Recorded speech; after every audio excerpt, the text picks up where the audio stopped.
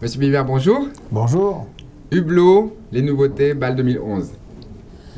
Alors, c'est pas des nouveautés, c'est des premières mondiales. C'est différent. Mais enfin, une première mondiale est aussi quelque part une nouveauté. Alors la première, c'est la fusion entre l'art horloger de 400 ans et les 100 ans du futur. C'est une montre qui sonne les heures, les quarts d'heure.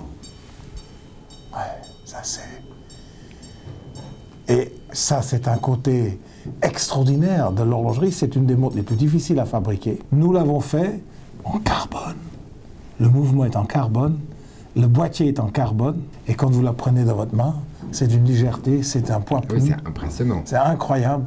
C'est 75 grammes, et vous avez une pièce de maîtrise à 280 000 € au poignet. Quelques grammes de finesse. Voilà, ça c'est fabuleux. Donc ça c'est une des nouveautés. On a une deuxième nouveauté qui est aussi en carbone, et ça c'est la montre de plongée la plus profonde du monde, 4000 mètres de profondeur étanche.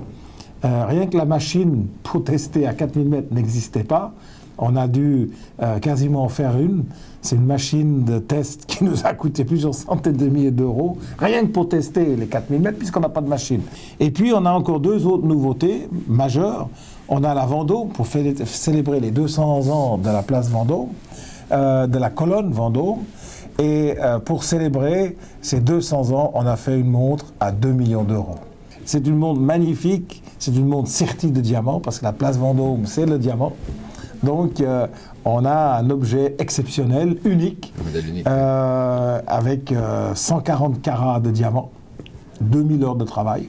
Et puis, on a une dernière nouveauté, une dernière montre philosophique, c'est la montre qui indique le temps que vous avez envie qu'elle vous indique, et non pas le temps de l'iPhone. Vous voyez, quand j'ai mon iPhone ici, ben j'ai 17h17, c'est l'horreur, parce que c'est vrai.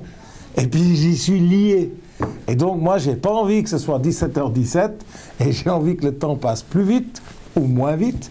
Et donc, je peux régler ma montre à la vitesse du temps que je souhaite. Mais elle a ceci d'intéressant, si par tout hasard, je dois revenir à l'heure normale, j'ai un petit bouton et les aiguilles reviennent en arrière et elles me disent, voilà, cher propriétaire, ça c'est l'heure de Greenwich. Si vraiment elle t'intéresse, la voilà. C'est le luxe ultime, on se réapproprie le temps. Voilà, je deviens propriétaire, non pas d'une montre, mais propriétaire de mon temps.